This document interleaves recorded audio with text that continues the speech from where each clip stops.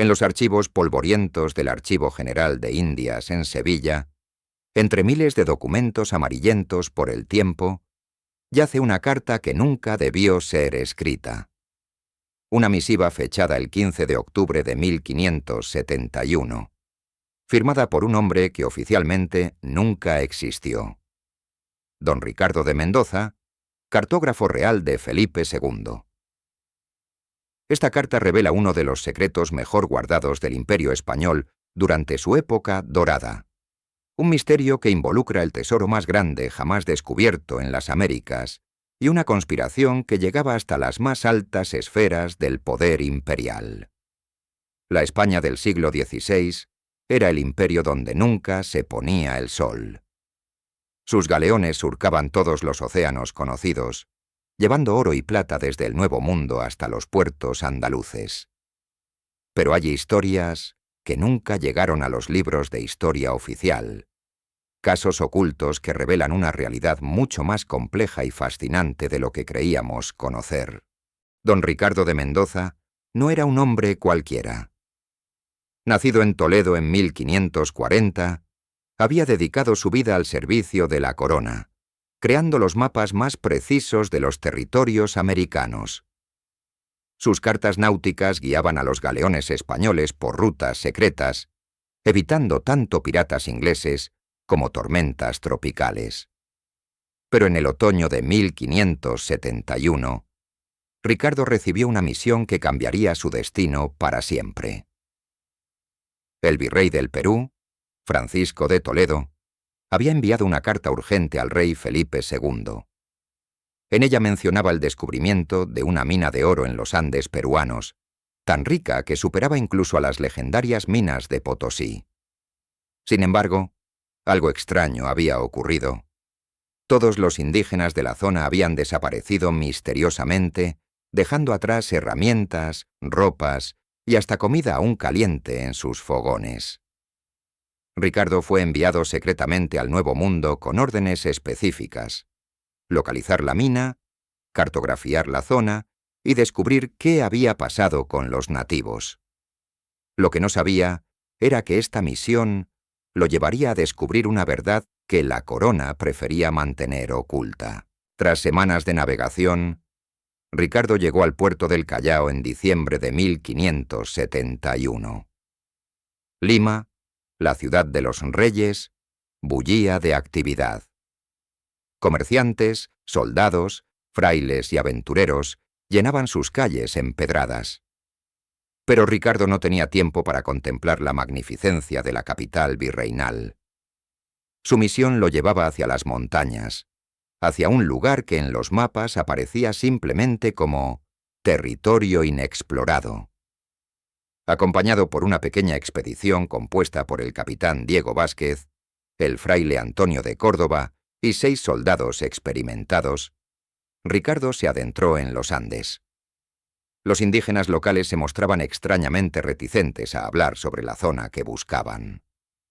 Cuando se mencionaba el nombre quechua del lugar, Fuyupunku, Puerta de las Nubes, los nativos desviaban la mirada y murmuraban oraciones en su lengua ancestral. Después de 5 días de ardua marcha por senderos montañosos, la expedición llegó a un valle oculto entre picos nevados. Lo que encontraron allí desafió toda lógica. Una mina de oro abandonada, pero no por mucho tiempo. Las herramientas estaban dispuestas como si los trabajadores hubieran parado apenas momentos antes. El fuego de los hornos aún conservaba brasas. Y lo más perturbador, no había signos de violencia, enfermedad o lucha.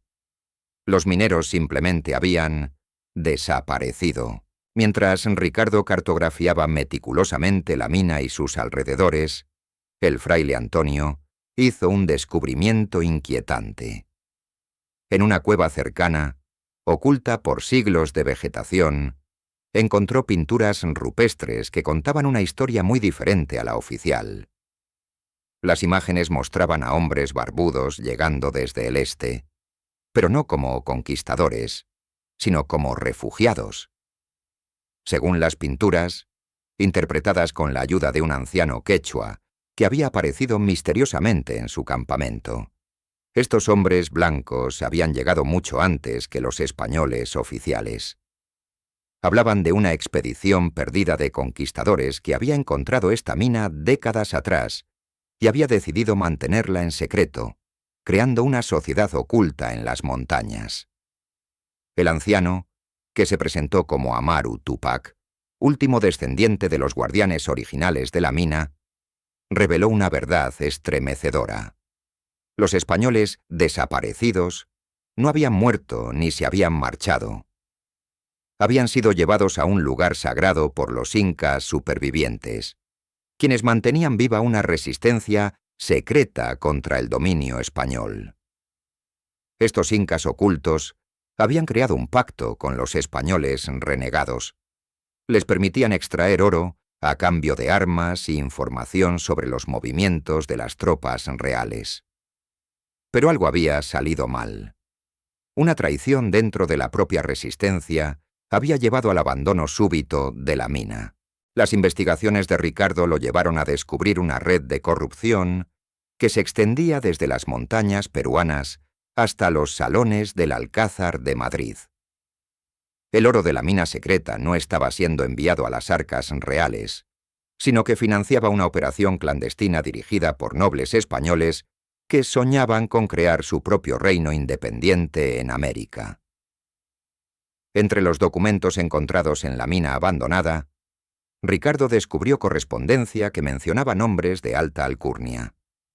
El conde de Monterrey, el marqués de Cañete y otros miembros de la nobleza española habían estado involucrados en esta conspiración durante años.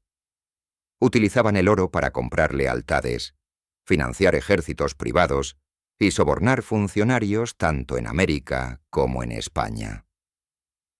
Pero la traición había venido desde dentro.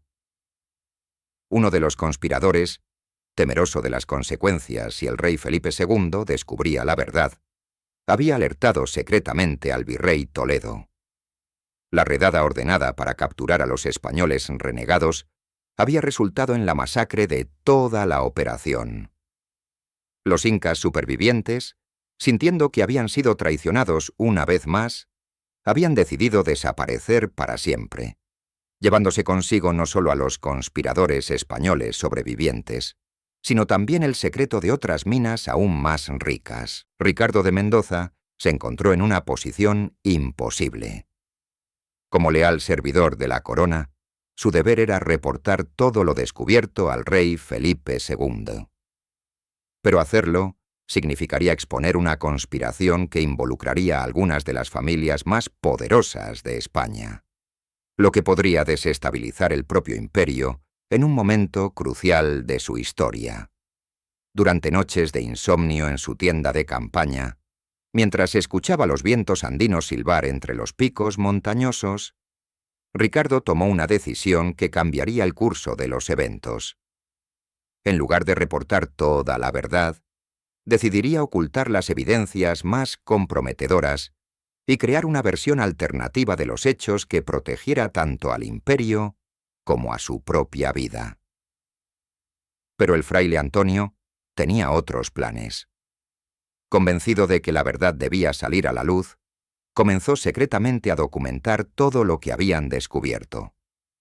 Su intención era enviar un informe completo directamente al Consejo de Indias, bypaseando las autoridades virreinales que podrían estar comprometidas en la conspiración.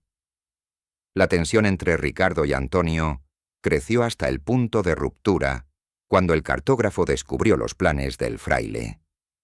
Una noche, bajo la luz de la luna llena andina, ambos hombres tuvieron una confrontación que determinaría el destino del secreto que habían descubierto.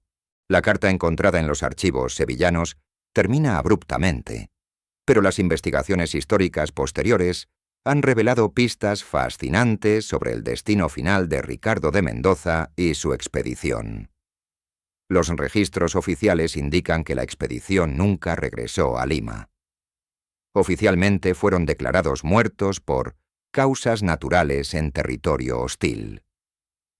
Sin embargo, en 1574, 3 años después de la desaparición oficial de Ricardo, apareció en el puerto de Cádiz un galeón no registrado cargado con una cantidad extraordinaria de oro sin marca de origen. La nave fue confiscada por las autoridades, pero los registros de interrogatorio de su tripulación fueron sellados por orden real y nunca se hicieron públicos.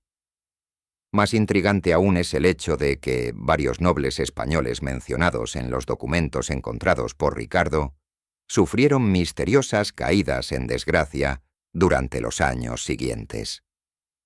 Sus propiedades fueron confiscadas por la corona bajo acusaciones vagas de actividades contra los intereses reales, pero nunca se celebraron juicios públicos. ¿Logró Ricardo de Mendoza regresar secretamente a España con las evidencias de la conspiración? ¿Utilizó el rey Felipe II esta información para consolidar su poder, eliminando silenciosamente a los nobles traidores? ¿O quizás el propio Ricardo decidió quedarse con parte del tesoro y vivir una vida oculta, lejos de los peligros de la corte? El misterio permanece sin resolver, pero una cosa es cierta. En algún lugar de los Andes peruanos yace aún un tesoro que podría reescribir la historia del Imperio español. Y quizás, en los archivos aún no explorados de los viejos monasterios y bibliotecas españolas, aguardan más cartas de don Ricardo de Mendoza, el cartógrafo que conocía demasiados secretos del imperio, donde nunca se ponía el sol. Los casos ocultos del Imperio español siguen revelando verdades que desafían la historia oficial. Porque a veces, la realidad es mucho más fascinante que cualquier leyenda.